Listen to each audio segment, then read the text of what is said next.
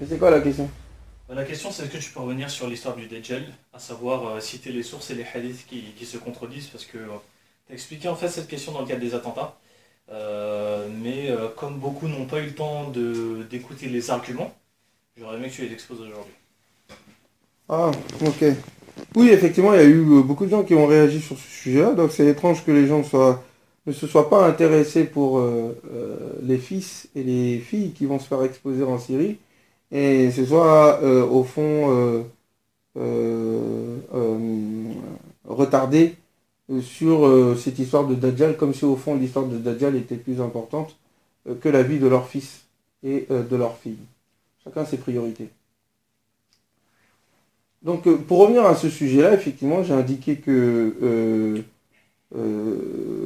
cette histoire n'était pas coranique, qu'elle n'était pas notoire, c'est pas mutawatir, qu'il y a des contradictions entre les différents hadiths, et je vais les citer tout à l'heure, et qu'il n'y a pas unanimité sur le sujet, qu'il y a des savants qui ont remis en question cette histoire.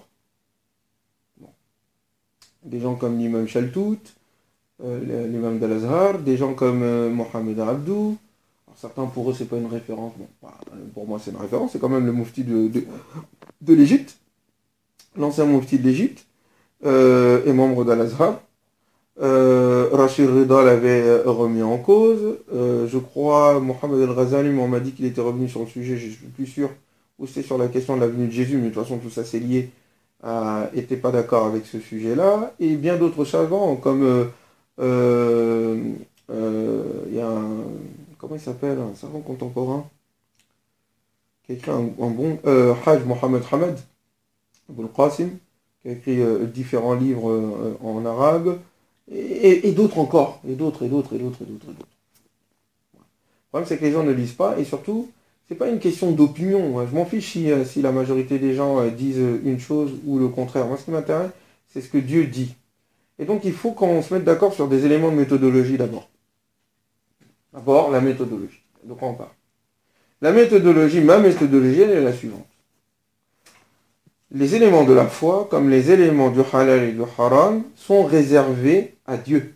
Dieu seul peut dire ce qui est halal et haram, et Dieu seul dit ce qui est de l'ordre de la croyance. Sinon, c'est une pure invention que les gens s'amusent à inventer et ils finissent par y croire. Et ça, c'est de l'idolâtrie pure, et c'est ce contre quoi le Coran est venu lutter. Les gens racontaient des choses sur Dieu, et ils sont pas partis voir ça ils n'ont pas parti demander à Dieu, et c'est pas Dieu qui leur a envoyé une lettre. Donc ils inventent des trucs sur lesquels ils n'ont aucune connaissance. Donc la révélation sert justement à cadrer la pensée quant aux choses qui concernent l'au-delà, l'après-mort, Dieu, et les éléments qui servent à normer les lois. Ça, c'est un premier point. Et donc ici, le Coran dit clairement, il n'y a que Dieu et sans partage qui décide dans ce domaine-là. Parce que c'est Dieu. Là, c'est le Créateur. De ce fait, en dehors de Dieu, personne ne peut avoir l'outrecuidance et l'autorité et la légitimité de légiférer dans ce domaine. Le domaine de la croyance et le domaine de la législation. Personne, il n'y a que lui.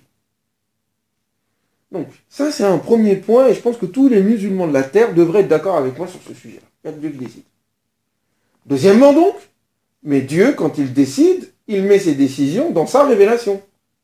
Or, la révélation qui a été révélée au prophète Mohammed sallallahu alayhi wa sallam, et dont le Coran parle, Kitabun anzalnahu ilayka mubarakun liyadabbaru ayatihi wa liyatadhakkara ulul albab, un livre que nous avons fait descendre sur toi, Mubarakun, il est béni, afin qu'il le médite et que les gens doués d'intelligence se souviennent. Il parle de quoi? Du Coran. Il ne parle pas d'un autre livre. Hein. Il n'y a que le Coran qui a été révélé sur le prophète Mohammed sallallahu alayhi wa sallam. Et il dit, ittabi'u ma unzila ilaykum min rabbikum wa la tattabi'u min dunihi awliya qalilan ma tadhakkarun. Et suivez ce qui vous a été révélé de la part de votre Seigneur, et ne suivez en dehors de lui aucun allié. Oh. Min dunihi awliya, ça veut dire quoi? Le min dunihi, en dehors de lui. Le lui, il s'adresse à qui? Soit à Dieu, soit au livre. Or, c'est le livre qui a été cité en dernier. Donc, Yaoudou, il revient, quand il dit en dehors de lui, il part du livre. En dehors du livre, vous ne devez pas suivre autre chose. Parce que suivre le livre, c'est suivre Dieu. Suivre autre chose, c'est désobéir à Dieu. Très bien. Si ça c'est clair, est-ce que les éléments de la foi peuvent être créés ex nihilo par autre chose que la révélation divine? La réponse est non. Est-ce que des propos attribués au prophète Mohammed sallallahu alayhi wa sallam, avant cela, est-ce que la sunna en tant que telle, je ne veux même pas savoir de la qualité du hadith, la sunna en tant que telle, a-t-elle la possibilité d'être indépendante pour ériger une croyance qui n'existe pas dans le Coran? Il y a un débat sur le sujet. La majorité des savants disent non. La sunna ne peut venir que confirmer ce qui existe déjà dans le Coran. Elle n'invente pas une croyance comme ça qui n'est pas issue du Coran. Le prophète n'a pas cette légitimité. Il est le transmetteur. Il ne va pas inventer quelque chose. Alors, il n'invente rien, c'est le prophète sallam qui sait. Mais la question c'est, est-ce que le prophète peut recevoir une révélation en dehors de la révélation du Coran? Le Coran dit non. La seule chose qui a été révélée sur le prophète Mohammed sallam et qui est descendue sur lui, c'est le Coran, pas autre chose. La sunna n'est rien d'autre que la compréhension profonde et inspirée. Attention, le prophète a reçu des inspirations, mais ce n'est pas le niveau du Coran. Et ces inspirations sont là pour le soutenir en tant que prophète dans sa relation avec le Coran et dans son application avec la réalité du monde. C'est tout. Ni plus ni moins. Et il ne peut pas avoir de contradiction entre ces différentes sources. Le fait que pour moi, la sunna n'est pas une source. C'est un moyen, un outil de compréhension du Coran, comme les autres sources. Mais ça, je rentre déjà dans le domaine de ce qu'on appelle usul al-fiqh. Dire qu'il y a d'autres sources en dehors du Coran, c'est déjà une erreur terminologique et on dit long. La source, c'est le Coran. Et il y a différents moyens et méthodes qui permettent de comprendre et de tirer des leçons du Coran. Oui. Mais à un moment, le prophète, quand il a envoyé des compagnons à lui pour être juges dans certaines villes et tout, il leur faisait faire un truc, il leur disait, quelle est ta première source? Il a dit, le Coran. Si tu ne trouves pas ce que tu cherches dans le Coran, qu'est-ce que ça sera? Il lui a dit dans l'application du prophèt, la sunna. La sunna. Et si c'est pas... si tu trouves pas dans la solution dans la sunna, qu'est-ce que ça va être l'ijtihad. L'analogie, l'ijtihad. Pas l'analogie, l'ijtihad. L'ijtihad, pardon. L'ijtihad, c'est-à-dire le raisonnement autonome. C'est ça. Ouais, d'accord. Bon, alors. Mais je sais pas, toi tu viens de dire, oui, il n'y a que le Coran comme... Oui, il n'y a que le Coran. Mais... La source, c'est le Coran. Les autres, c'est quoi? Des roues de secours? Non. Comme un carrefour, hein. La sunna, c'est quoi? La sunna, c'est une explication... c'est la compréhension que le prophète a eue. Mais la compréhension que le prophète a eue et qu'il a appliquée. On a vu son application. Qu'est-ce qu'il dit dans ce hadith-là? Que certains remettent en question, mais moi je ne le remets pas en question. C'est le hadith de Mu'adh. Qu'est-ce qu'il dit? Il dit si tu ne trouves pas. Il n'a pas dit s'il n'y a pas. Ça c'est une petite nuance, les gens oublient. Il lam tajid. Il n'a pas dit il lam yujad. Nous on a l'impression de dire non, c'est dans le Coran, mais le Coran ne dit pas tout, donc quand on ne trouve pas dans le Coran, c'est dans la Sunna. Non. Il dit à Mu'adh, mais si toi tu ne vois pas, si tu ne trouves pas la solution dans le Coran, c'est que le problème est lié à Mu'adh, pas au Coran. Donc, dans ces cas-là, je vais voir ce que toi t'as décidé, ce que toi t'as compris, ce que toi t'as vu. Au moins, c'est un moyen pour comprendre le Coran. Mais si dans la Sunna aussi, j'ai pas trouvé, qu'est-ce que je fais? Et je dois juger entre les gens. Voilà, tu fais un effort par toi-même, tu réfléchis, et tu trouves une solution. Mais je reviens sur ce que je disais, parce que, à la rigueur ici, ça concerne la jurisprudence, comment arbitrer entre les gens. Là, on parle de la foi. La foi, c'est pas un ijtihad. Hein. Là, il envoie Mu'adh pour arbitrer entre les gens, pour juger. Là, on parle de Dajjal. Et donc des croyances. Et donc de ce qui va se passer au jugement dernier. Là, c'est pas un ijtihad qui t'offre ça. Il n'y a pas d'ijtihad ici. Hein. C'est dit ou c'est pas dit. C'est dit, donc tu sais, c'est pas dit, je sais pas. On est d'accord ou pas? Donc je dis que la sunna, selon tout ce que je viens de dire, ne peut pas inventer, révéler, dire quelque chose qui concerne l'inconnu qui n'est pas dans le Coran. Ça n'est pas possible. Je sais qu'il y a débat sur le sujet, mais il faut trancher cette question. Il n'y a pas d'autre source sur ces questions-là que le Coran. Inventer d'autres sources à côté, c'est créer tous les problèmes que nous avons. Maintenant, quand il s'agit des hadiths, maintenant, je parle. Là, j'ai dit la sunna. J'ai dit déjà, pour moi, la sunna ne peut pas inventer une croyance. Tout ce qu'elle dit est issu du livre. Si maintenant, la sunna en tant que sunna, ça n'est pas possible qu'elle invente une croyance qui n'est pas issue du livre. À plus forte raison pour les hadiths qui sont attribués. Mais quel hadith? Des hadiths ahad. Quelqu'un va me dire, ah non, non, Dajjal, Masih, compagnie, tout ça, c'est mutawatir. Kalam farigh, c'est pas mutawatir. Et on va comprendre ce que ça veut dire. Qu'est-ce qu'on entend par là. Mais, des hadiths,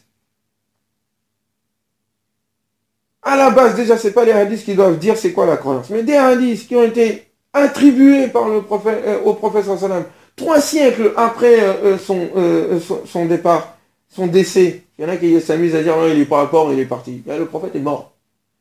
Il y a une autre croyance derrière ça, j'en profite. Parce qu'il y en a qui s'amusent à dire, il n'est pas mort parce qu'il est possible donc à ce que leur cheikh ne meure pas et qu'il soit encore vivant dans la tombe et qu'il reçoit les... C'est ça le délire qu'il y a derrière ce propos de dire, il n'est pas mort. Le prophète est mort. Innaka mayyitun wa innahum mayyitun lil Coran.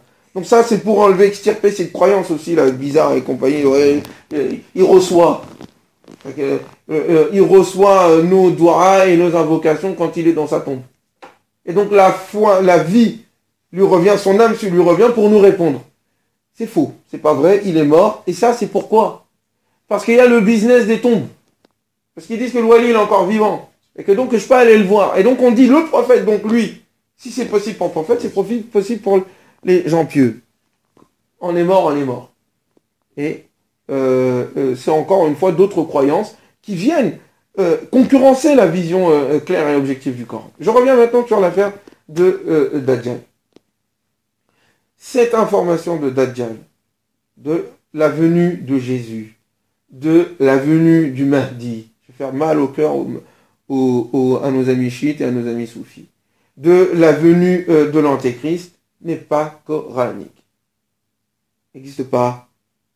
Alors quelqu'un va dire, mais si, dans le Coran, il parle du Messie, qu'à un moment donné, il n'est pas tout à fait mort, et qu'il est... On va faire une vidéo exprès sur le départ de Jésus. Le Messie. Le Messie, est-ce qu'il revient? Isa. Oui. C'est écrit où? Qui va revenir? Pas dans le Coran, ça. Ah si, on dit, il y a des passages. Quand il dit, wa min ahlil kitab, il n'y a point de gens du livre, parmi les gens du livre, qui ne croiront pas en lui, qabla mautihi, avant sa mort. Donc il dit avant sa mort, c'est avant la mort de Jésus. Et donc ça veut dire qu'il n'est pas encore mort. Ah bon? Et donc ça veut dire que comme il n'est pas encore mort, il va revenir. Ah bon? Et comme il va revenir, les gens du livre vont finir par croire en lui, ils vont adhérer à l'islam. Ah bon? Donc là, il y a beaucoup d'interprétations que je donne. Mais le truc, c'est que le Christ, dans ta vision, il est mort ou pas? Oui, il est mort. Pourquoi il serait pas mort?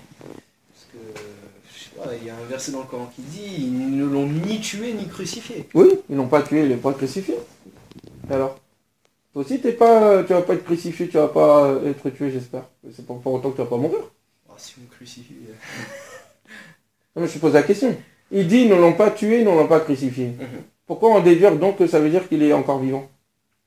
Vivant, je sais pas, mais... Alors que lui-même dit... Il a été élevé. Mais attends, lui-même il dit quoi? Qu'est-ce que Isa va dire à Dieu, quand Dieu va lui demander, est-ce que c'est toi qui as dit aux gens de m'adorer, de t'adorer toi et ta mère, en dehors de Dieu? Qu'est-ce qu'il va dire? Il dit non, c'est pas moi, j'ai rien dit. J'ai rien dit, et je leur ai dit ça. Et j'ai été témoin tant que j'étais parmi eux. Falamma tawaffaytani, lorsque tu m'as fait mourir, dit-il. Kunta anta ar-raqib alayhim, c'était toi qui étais leur surveillant. Moi, j'étais pas là, je savais pas ce qu'ils ont dit. Je sais pas ce qu'ils ont dit derrière moi. Voilà ce que Jésus va dire. Du coup, pour revenir au Dajjal. Donc, déjà, si Jésus ne vient pas, Dajjal ne vient pas non plus. Mais on revoit à Dajjal. L'histoire de Dajjal n'existe pas dans le Coran. Maintenant, revenons dans les hadiths, qu'est-ce qu'ils disent? Qu'est-ce qu'ils disent les hadiths? Donc, pour aller dans Muslim. Les gens ne lisent pas. Et comme ils ne lisent pas, ils racontent des trucs un peu farfelus. Les hadiths sont contradictoires, mais d'une manière... Comme la Bible. Non, c'est pire que la Bible. C'est pire que la Bible. Je vais te montrer pourquoi. En plus, c'est méchant pour nos amis. Faut pas les mettre dans cette affaire-là. Nous-mêmes, on a nos propres histoires, réglons-les entre nous.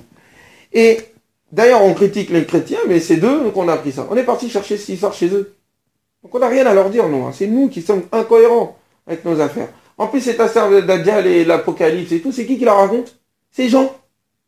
Jean, dans l'Apocalypse. C'est un rêve qu'il a fait. C'est même pas Jésus. C'est lui qui a rêvé. Et il raconte toute cette histoire-là.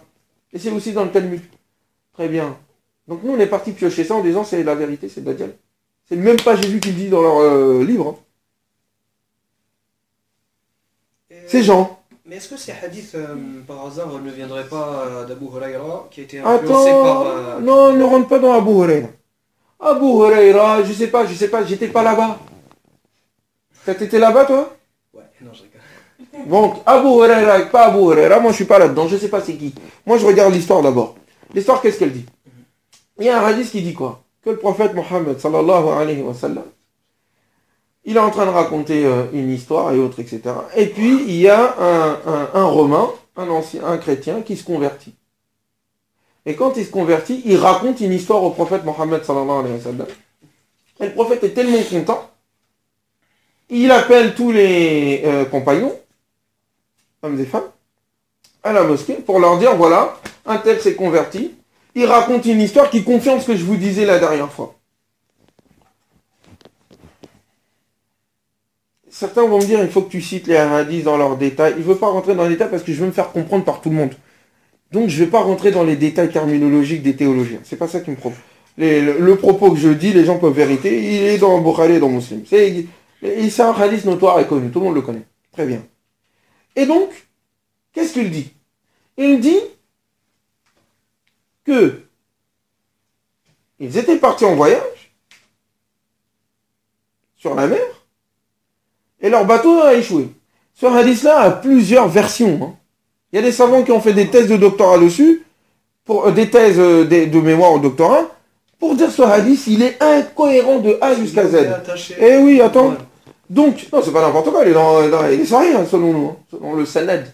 Ah oui, mon frère. Attends, j'ai pas fini. Bah si tu crois en Dajjal, tu dois croire en cette histoire. Non. Tu crois pas? Bah cette histoire, non, en tout cas, j'y crois pas. Bon, très bien. Bah si tu crois pas en cette histoire, attends les autres, j'arrive. Donc, qu'est-ce qu'il dit? Ça pour dire aussi que les gens... Je connais ces histoires, j'y croyais aussi. J'y croyais à fond, je me voyais déjà derrière Jésus en train de combattre. Et ouais. Et le Mahdi était là, je vais aider le Mahdi. Bon, donc je connais tout ça. Alhamdulillah, Dieu m'a libéré. Parce que je médite le Coran. Donc, je reviens sur le propos. Ils échouent sur une île. Cette île-là est déserte. Ils tombent sur un animal. Ils le décrivent d'une manière, je ne me souviens même plus. C'est un animal fantastique. C'est les 1001 nuits. Donc, là, ils vont dans un endroit, dans une grotte. Et là, qu'est-ce qu'ils tombent? Ils voient un homme gigantesque. Énormissime. Il est attaché. Il est attaché. Ils l'ont attaché. Qui l'a attaché? C'est à la forme passive. Qui? Bon, pas Dieu. Et il y a... Oh, est-elle? Qui es-tu? Il dit, je suis Dajjal. Ah, t'es Dajjal ou je suis Dajjal? Ok. Qu'est-ce que tu fais là? Je suis attaché. Et j'attends le jour où on me délivrera. Qui le délivrera? Bon. Très bien. Il dit, est-ce que le prophète, le dernier prophète, le prophète des Ummiyoun, est arrivé? Ils disent oui, il est là. Il dit et est-ce que les gens ont cru en lui ou ils sont opposés à lui? Certains ont cru, certains sont opposés à lui. Et qu'est-ce qu'il dit Dajjal? Il leur dit si jamais ils le suivent, ce sera mieux pour eux. Oh, magnifique. L'antéchrist, Dajjal, le plus gros fitna de la terre, C'est celui qui va se prendre pour Dieu lui-même. Il conseille aux musulmans de suivre Mohammed sallallahu C'est alayhi wa ça sallam. qui rentre pas dans la raison. Bon d'accord, attends. Et ça peut même aller à l'encontre de l'islam. C'est-à-dire comment lui, le trompeur, il te dit de suivre... Non mais tout ça, c'est ni l'islam, ni Fulan, ni Illan. C'est celui qui a inventé cette histoire. Bon, je vais pas dire ce que je pense. Donc, On le jette au plume et au goudron. non, c'est pas au plume au goudron, Harry. C'est incohérent. Bon bref. Ensuite il dit, j'attends, mais toi, s'il est venu, ça veut dire que bientôt le jour de ma délivrance va venir.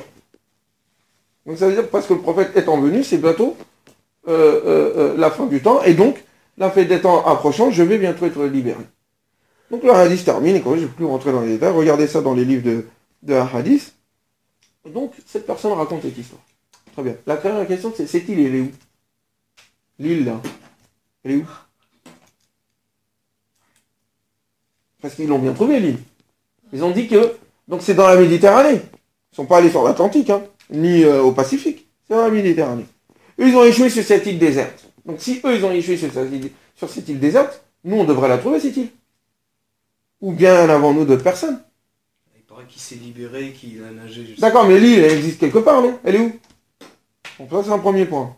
Et deuxième point, s'il s'est libéré, on serait pas là pour en parler. On serait tous morts. Eh oui, mon ami, tu crois que Dajjal, il va venir pour caresser les gens et faire de la poésie? Si Dajjal est là, le Jésus vient. Et s'il a réussi à nager et compagnie, bon, déjà, il y a quelqu'un qui a dû regarder ça. pas. Non, moi je pense que... Ouais. Ça n'engage que moi, c'est que ma pensée. Je pense que... Enfin, je sais pas, le Dajjal veut s'imposer, rentrer dans le cœur des gens, mais d'une manière en les... Tu vois, en les... Harry, Je sais pas comment te le dire, non, mais je t'explique. non, je te stoppe tout de suite, avec tout le respect que j'ai pour toi. Ouais, je sais. C'est là le problème. Ouais. C'est pas ce que toi tu penses ou ce que moi je pense. Ah, mais... C'est des élucubrations. Est-ce qu'il existe? S'il existe, il faut que quelqu'un me le dise. Tu l'as pas vu, je l'ai pas vu. Donc, avant de faire même des suppositions de je pense qu'il veut rentrer dans les cœurs, il faut déjà qu'on soit d'accord qu'il existe. Qui a dit qu'il existait? C'est ça le propos d'abord. Donc c'est Dieu normalement qui devrait le dire. Dieu l'a pas dit dans le Coran. Ces gens-là, le hadith, c'est pas le prophète qui parle, c'est quelqu'un qui raconte l'histoire, qui dit que je l'ai vu. Attends, on met ce hadith de côté. Il y a d'autres hadiths. Attends. Regardons d'autres hadiths. Ces hadiths-là dans Muslim. Qu'est-ce qu'il dit? Qu'à Médine, le Dajjal était né, ils l'ont vu. Ils allaient le tuer. Attends, ouais, d'accord. Donc, c'est pas celui qui était attaché. Le gigantesque. Non, il est né, ils l'ont vu. Il était bas, il dit, ah, c'est lui le Dajjal. Oh. Non, ne le tuez pas encore, oh. D'accord. Je sais que les gens vont dire, il manque de respect, Harry. Je manque pas de respect, c'est vous qui vous respectez pas. Vous vous respectez pas, on n'utilise pas notre raison. Donc, il y a un hadith qui dit que Dajjal est sur une île déserte attachée. Juste après, il y a un autre hadith qui dit non, il est né à Médine, ils l'ont vu. C'était dans une famille juive. Ils se sont dit, c'est lui le Dajjal. Attends. D'autres hadiths continuent. Ce Dajjal-là, à un moment donné, Ibn Sayyad. Ils disent que c'était une personne qui avait des pouvoirs, une sorte de devin. Et que le prophète sallam était là en train de le surveiller pour voir si réellement, jusqu'à se cacher derrière un arbre. Imaginez le prophète en train de se cacher derrière un arbre pour observer, espionner ce faux prophète, qui serait peut-être l'antéchrist, attention. Et puis à un moment donné, il y a les compagnons qui viennent et tout. Ah, le prophète dit, ah, on allait découvrir si c'était un vrai ou un faux. Un vrai ou un faux? Attends, là je laisse cette histoire. Revenons. Un autre hadith. Où Abdullah ibn Omar et Aïcha radiallahu anha, Abdullah ibn Omar met en colère l'antéchrist à leur époque. L'antéchrist, qu'est-ce qu'il vient? Il a la Médine, hein. C'est un juif, comme par hasard, toujours. Il commence à gonfler, à s'énerver. Et quand il s'énerve, il grandit. Et puis Aïcha dit Abdullah ibn Omar. Qui dit ça? Aïcha, il dit à Abdullah ibn Omar parce qu'il a mis en colère cet antéchrist. Et il dit à Abdullah ibn Omar, qu'est-ce que tu fais? Le prophète ne t'a pas dit qu'il fallait faire attention, de ne pas le mettre en colère et tout, etc. Oui, Aïcha, c'est vrai. Donc, cette histoire, elle dit quoi? Elle dit que l'antéchrist était devant eux, il le voyait. Ah, attends, je finis notre histoire, il y a une autre histoire qui vient. l'histoire de la fontaine, ça. Ah, je sais pas si c'est de la fontaine ou pas, hein. On y croit, c'est nos croyances. Donc allons-y, continuons, allons-y. Donc, un coup, il a enchaîné, un coup, il est né à l'époque, un coup, il grossit, et puis c'est quoi ça, cette histoire qui grossit, il change de forme. Je viens sur une autre histoire. L'autre histoire, c'est quoi? La conquête de Constantinople. Eh oui. Le Dajjal, la venue de Jésus, aura lieu après la conquête de Constantinople. C'est ce qu'un hadith dit. Que Constantinople sera conquise. Et que l'armée qui l'aura conquise et le général qui sera à la tête de cette armée sont les meilleurs. Et que pendant qu'ils seront à Constantinople, après avoir conquis donc l'Empire romain, ils seront en train de partager le butin, bien sûr, quand tout d'un coup, une voix, celle de Shaitan, les appellera en disant « Revenez de derrière vous, car le Dajjal est venu. » En Syrie, au Cham. C'est pour ça qu'ils vont tous au Cham se faire sauter là-bas. Parce que dans cette vision-là, la fin des temps aura lieu là-bas. Ça commencera là-bas. Armageddon, c'est là-bas. Très bien. Et les juifs, et les chrétiens, et les musulmans croient tous en ces histoires. Et chacun prépare le scénario. Très bien. Continuons. On a joué avec nos esprits. Et donc, quand ils seront là, ils vont revenir derrière pour combattre le Dajjal. Il y aura une armée musulmane et puis il y aura des combats, bien sûr. Il y aura des compagnies avec des épées. C'est pas des lasers, hein, c'est des épées. Et donc, qu'est-ce qui va se passer? Jésus va descendre. Au moment où ils vont le combattre. Le Mahdi, c'est lui qui commande l'armée. Il descend. Il va aller à la rencontre de Dajjal pour le tuer. Combat et tout. Il lance une lance. Entre-temps, le Dajjal était là, il a fait tout un tas de dégâts. Je ne rentre pas dans les détails. Parce qu'il y a d'autres détails, au fait, parce qu'il faudrait décrire c'est qui Dajjal. Et vous verrez que dans d'autres hadiths, la description de Dajjal change d'une version à l'autre. Je continue donc. Ils disent donc tout ça aura lieu quand? Quand? À la conquête de Constantinople. Constantinople a été conquise quand? En 1453. Eh oui, mon ami, 1400, ça fait combien de siècles là? Hein? 1500. Ouais. 1600. Ouais. 1700, 1800, Ouais. 1900. Ouais. 2000. 2000. Ça fait combien? 5 5 siècles au moins. On est au 6e siècle. Normalement, le Dajjal devait apparaître après, selon cette version, après la conquête de Constantinople. Vous l'avez vu?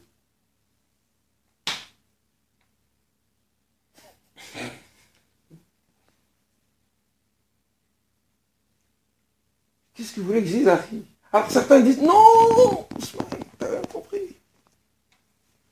T'as pas compris. Il y a quelqu'un qui m'a sorti ça. T'as pas compris. Il m'a dit deux choses. T'as pas compris. Ça veut dire que l'actuelle Turquie va devenir chrétienne encore. Il y a l'Ayatollah Khomeini aussi, il disait que... Attends, mais vous imaginez ça, cette espérance? Khomeini Les mecs, ils espèrent déjà que la Turquie va devenir chrétienne. Mais vous vous rendez compte de cette folie? Toi, tu espères que les millions de musulmans turcs qui sont là-bas deviennent tous chrétiens. Alors, deuxième version, on dit quoi? Non, Ousmane, t'as pas compris. La Turquie est déjà chrétienne, parce qu'ils sont sous l'OTAN. Eh oui. Ils sont dans l'alliance de l'OTAN, donc ça veut dire que c'est des chrétiens. Donc ça veut dire qu'un jour, on va conquérir la Turquie. Et quand on va conquérir la Turquie, c'est à ce moment-là que le Dajjal va venir.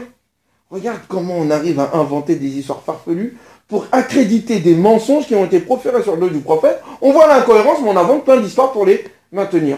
Khomeini disait que le Dajjal c'était Mohamed ibn Abdel Wahhab. Voilà, bah, Khomeini aussi, il est dans enfin, bref, avec tout le respect que j'ai pour lui, rahimahullah, pour les deux d'ailleurs, sur lesquels je ne suis pas d'accord. Mais tout ça, c'est des trucs idéologiques. D'où il sort ça, Khomeini? Parce qu'il paraît qu'Abdel Wahhab était bordu. Mais n'importe quoi, Harry. C'est des histoires farfelues. Mais les chiites, de toute façon, pour eux, le Dajjal, Jésus et le Mahdi, ça fait partie de leur akhida. Bah oui, moi, ce que je suis en train de leur dire là, ils tombent par terre. Mais le Mahdi il dort là, il part. Ouais, il dort, il attend, il attend. Et il y a même un cheval qui est devant la grotte. Et il écrit le nom de tout le monde. Moi, c'est du pipeau tout ça. C'est des histoires farfelues. Je sais même pas comment ils peuvent croire en des choses pareilles. Mais bon, tout ça, l'idéologie a ses raisons que la raison ne connaît pas. Mais quand on finit cette histoire, donc le Dajjal n'apparaît pas.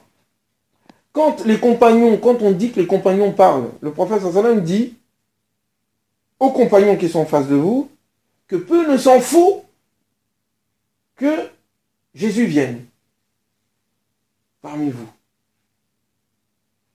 Si jamais il vient après que je sois mort, passez-lui le salam de ma part.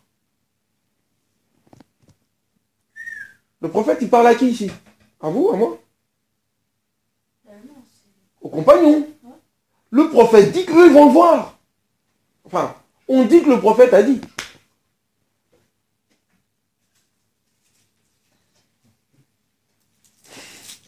Donc, selon ces hadiths-là, Dajjal, c'est pas dans 50 ans. C'est immédiatement, c'est juste après lui. Il va venir. Et puis Jésus va venir bientôt. Qu'est-ce que je voulais que je dise? Un autre hadith. On peut continuer, hein, parce qu'il y en a une pléthore. Oh, vache. Un autre hadith, qu'est-ce qu'il dit? Un coup, il est borgne. Un coup, il est borgne. Un coup, il a l'œil qui pend. Un coup, il n'a pas d'œil du tout. Aïe. Ça, c'est tout ça, c'est les différentes versions. Lisez-les. Ah, le kafir, ça, c'est une autre affaire. Ça aussi, c'est... Bon, enfin, bref. Je suis pas là pour, en fait, démolir la croyance des gens. Mais les frères et les sœurs, revenons au Coran. Les piliers de la foi, il y en a 6. Il n'y en a pas 7, il n'y en a pas 8, il n'y en a pas 9. Dajjal n'est pas une question de foi. Et tous ces éléments-là sont contradictoires. Le prophète ne peut pas être contradictoire. Le Coran ne peut pas être contradictoire. Dieu subhanahu wa ta'ala ne peut pas nous donner des éléments contradictoires. Et donc ce dernier, à un moment donné, qu'est-ce qui vient? Il est sur Ah oui, un âne. Un mulet blanc. Un mulet blanc. Ok, d'accord. Les oreilles seulement. Ouais. C'est quoi et quoi? Entre l'Orient et l'Occident. Attends, ça c'est la monture. C'est-à-dire celui qui le monte, il est comment? Ça c'est la monture. Ça dit quoi de celui qui le monte? Si toi, ta monture à toi, elle est, je sais pas, 700 km entre les oreilles de ton âne, les deux oreilles de ton âne. Et toi, tu montes sur ça, ça veut dire, mais toi, t'es un géant, toi, mon ami. Même la Terre, peut-être, elle ne peut pas te supporter, c'est pas Tu peux possible. te cacher sur une île sans qu'on te voit. Ouais, déjà d'une. Peut-être c'est un jet blanc. Hein? Peut-être Comment? c'est un jet blanc. Mais c'est ce qu'on m'a dit. On m'a dit qu'il y avait quelqu'un, un Madame Hussein, je crois. Hafizahullah. On parle beaucoup de lui, bon, enfin bref. Et non, en fin de compte, c'est un avion. Un avion. Mais regardez comment on invente des histoires sur Dieu, et puis, pour tout ça, pour refuser de remettre en question nos idoles. L'histoire, elle n'est pas dans le Coran, elle est farfelue de A jusqu'à Z, on le sent, on le sait, on tout. Mais comme on n'a pas vu, on refuse, on veut continuer à y croire, et puis, Douldoul, en fait, c'est pas un âne, parce qu'on se rend compte quand même d'un âne avec de telles oreilles, c'est chaud quand même. Donc, c'est un avion. Ah bon? Comment tu passes d'un âne à un avion, toi? Quel est le dalil? C'est écrit où, ça? Ce que tu dis? C'est des élucubrations qui sortent de ta tête. Donc ensuite, celui-ci, il a le pouvoir. Quel pouvoir? Des anges le protègent. Des anges protègent Dajjal. Voilà. Ah bah alors. Attends. Il fait pleuvoir. Ah non, mais là, c'est pas possible. Bah si, c'est possible, c'est écrit. Ouais, bah apparemment, c'est possible. Il fait pleuvoir. Et il arrive à imposer la sécheresse dans un pays et la pluie dans un autre. Non, mais ce qui est Donc impressionnant, quelqu'un qui fait ça, c'est qui? Non, mais C'est écoute, bon Dieu. ouais, Ah bah oui, c'est le bon Dieu. Et il est pas si bon que ça, celui-là. Hein. Et il ressuscite les morts aussi, par exemple. Et il ressuscite les morts. Et attends, les djinns travaillent pour lui. Les djinns travaillent pour lui Non, je trouve ça- et il se transforme. Il dit, moi je suis Dieu. Toi tu dis, non, t'es pas Dieu. Il dit, bah si tu veux, je fais ressusciter tes parents. Et un djinn, il ressuscite pas les parents. Il ressuscite pas les morts. Ça, j'ai pas vu ça. Mais ce que j'ai vu par contre, c'est qu'il y a des djinns qui travaillent pour lui et qui vont se mettre dans la peau. C'est-à-dire qu'ils vont prendre l'apparence des parents. Il dit, oui, crois en lui, c'est Jésus, c'est Dieu lui-même. Attends, moi je vois mon père et ma mère qui sortent de la tombe et qui me disent c'est Dieu. Il y a qui fait ça? La question c'est pourquoi Dieu va donner ce pouvoir à ce monsieur? Il a le paradis et l'enfer entre les mains. Ça, c'est vrai. Donc il y a des gens il a un paradis qui se balade avec lui, et il y a un enfer qui se balade avec lui. Celui qui le reconnaît, il lui donne le paradis, il a une pluie abondante, et il est riche. Et celui qui refuse, il le met dans son enfer.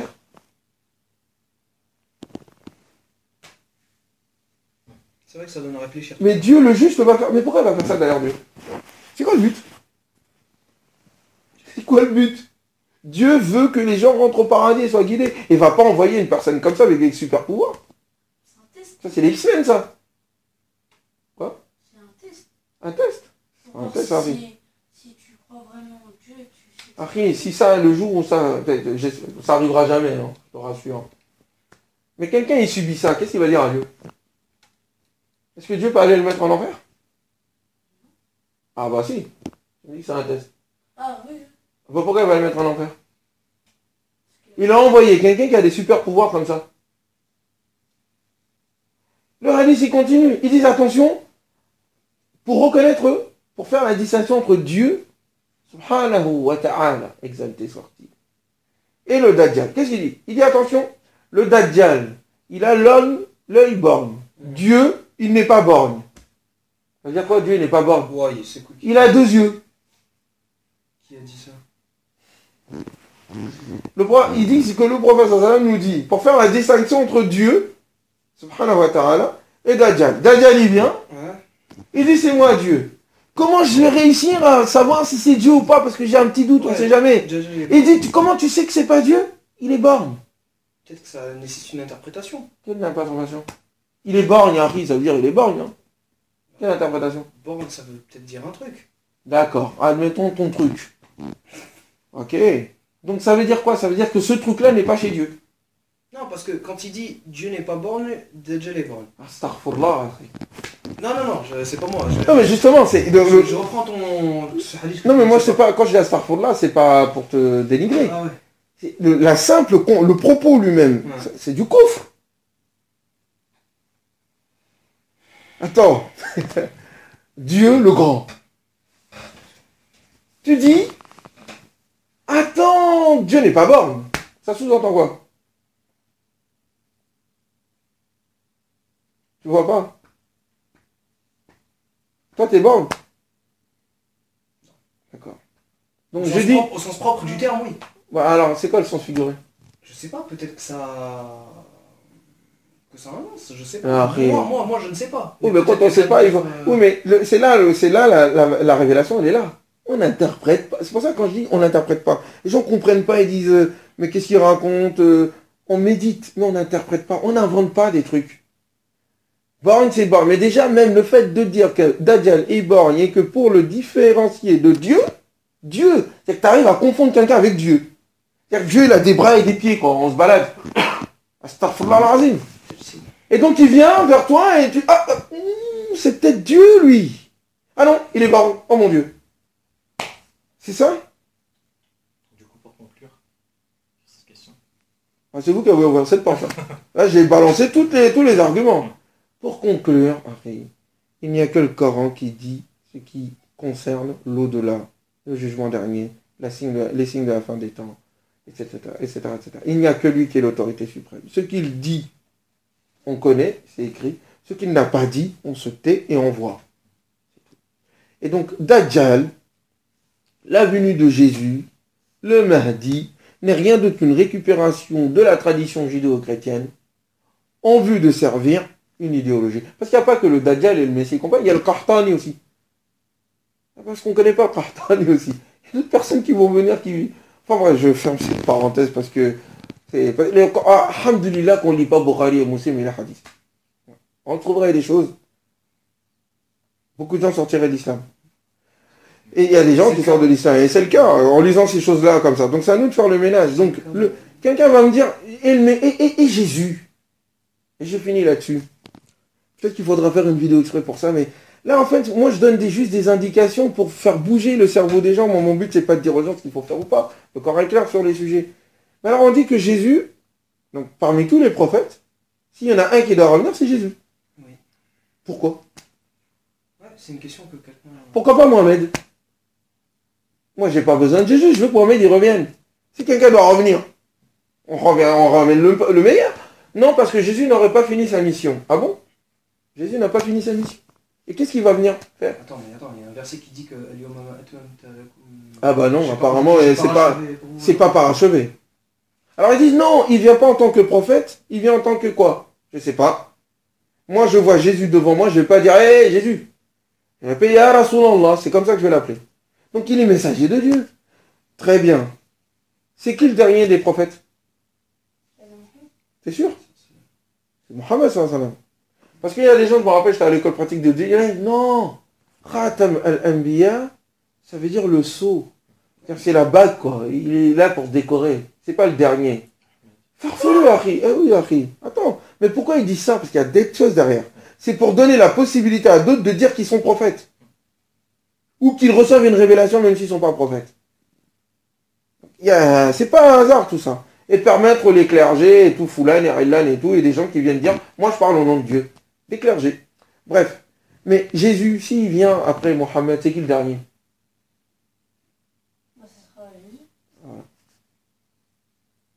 Ah oui. L'avant-dernier est venu après le dernier. Qui est le dernier? L'avant-dernier qui est dernier. Donc pourquoi est-ce que Jésus d'ailleurs va venir? On dit non mais il ne va pas changer la charia de Mohammed. Ah bon? Dans les hadiths, ils disent que Jésus, quand il va venir, il va imposer l'islam à toutes les religions.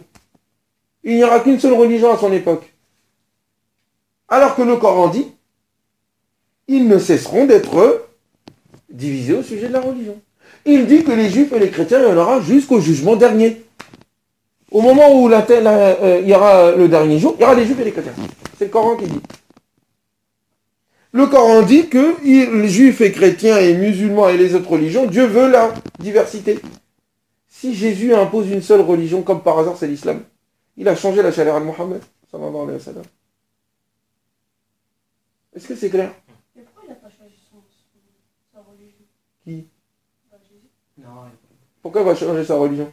Mais c'est intéressant, il y a d'autres personnes qui posent cette question. Pourquoi il va changer sa religion? Pourquoi? Depuis le message qu'il a apporté. Ouais. C'est chrétien. Non. Non, Jésus n'a pas enseigné le christianisme. Non, c'est ce que c'est. Tu n'as pas entendu ce qu'il a dit tout à l'heure? Il disait que, à la base, tout ce que nos anciens prophètes, paix et salut de Dieu sur eux, ont enseigné, c'est l'islam. Mais avec le temps, les hommes ont voulu. Mais l'islam, c'est quoi? Attention, c'est pas la religion dont on parle. L'islam, c'est le principe. C'est-à-dire adhérer à Dieu. Tous les prophètes ont dit ça. Machin et tout. Après, avec le temps, les hommes, les ennemis de la religion, ils ont voulu apporter leur compréhension, leur anthropomorphisme et tout, et ça va. Parce que là, si tu vas voir Jésus, si tu veux lui dire ce que tu veux dire, toi tu es chrétien, il va te dire non. Il va te dire non, moi je suis là pour. Moi, je crois en Dieu. Ouais, si tu vas voir Moïse, tu dis que tu es juif, mais il connaît même pas c'est qui Judas, je pense. Si, il connaît quand même. Donc, du coup, on va boucler. Oui. Du coup, on va boucler. Ah ouais, c'est fini déjà. Donc, du coup, quelle est ta phase de conclusion pour cette vidéo? Non, je dis juste que moi, je demande juste aux gens de réfléchir. Moi, je suis pas obligé de croire en des choses auxquelles je ne crois pas. Et j'ai pas besoin. Je suis pas obligé de dire. En fait, il ne faut pas croire en des choses sur lesquelles on ne peut pas avoir de preuves. C'est tout. C'est ce que le Coran nous a demandé de faire. Ceux qui pensent qu'il existe, qu'ils apportent la preuve incontestable et incontestée.